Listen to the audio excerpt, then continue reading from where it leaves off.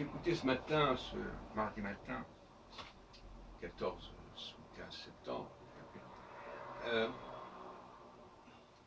dans les chemins de la philosophie, une discussion à propos de Nolan, avec un certain M. Nakache qui a écrit un bouquin récemment sur Guy Jacob sur des questions du cerveau. Et c'est assez instructif parce que ça permet de comprendre éventuellement comment certaines opérations, comment certaines programmations ont pu se faire dans l'histoire de l'humanité quand elles étaient dirigées par des puissances, disons, supérieures. Dans le cadre de la troisième théologie. Et notamment la question de l'aversion.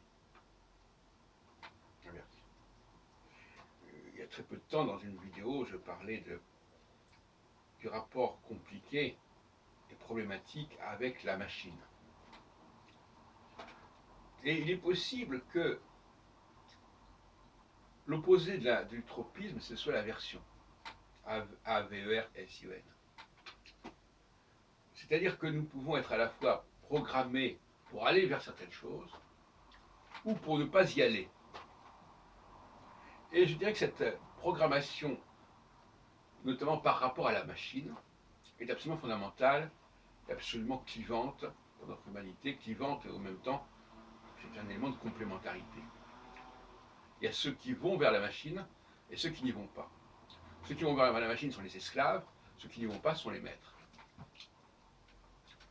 Et on n'y peut rien, c'est de l'ordre de la subconscience, c'est-à-dire que c'est quelque chose qui ne peut pas se modifier, c'est le passage de l'ancienne alliance à la nouvelle alliance.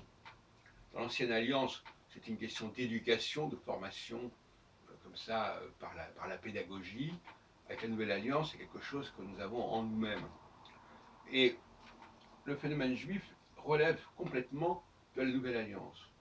Et d'ailleurs, à ce sujet, il faut bien insister sur le fait que certains textes qui nous sont présentés dans un certain contexte peuvent être bien antérieurs à ce contexte. Tu vois ce que je veux dire. Et donc, je pense que les juifs sont programmés pour avoir une aversion pour les machines, ce qui va les protéger contre l'empire, la domination des machines. Alors que certaines autres populations majoritaires n'ont pas cette programmation. Est-ce qu'elles ont un tropisme spécialement vers les machines? Je ne sais pas, mais en tout cas, elles n'ont pas d'aversion. Ce qui est la même chose finalement. Si on n'a pas d'aversion, on risque d'être sous la coupe de ce pourquoi on n'a pas l'aversion. Être protégé, c'est aussi être marqué par une forme d'aversion qui fait qu'on ne va pas fréquenter certains endroits, certaines catégories, etc. Donc l'aversion, c'est quelque chose d'extrêmement important, extrêmement formateur, et c'est très structurant l'aversion.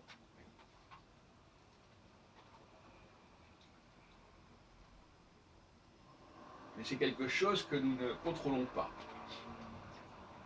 En tout cas, individuellement, dans notre ADN, il y a une forme, il y a des aversions ou pas pour telle et telle chose.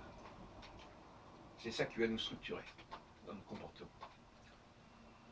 Maintenant, au niveau collectif, au niveau de la surconscience, c'est-à-dire au niveau du bain de culture dans lequel on se trouve, il peut y avoir d'autres phénomènes qui se produisent.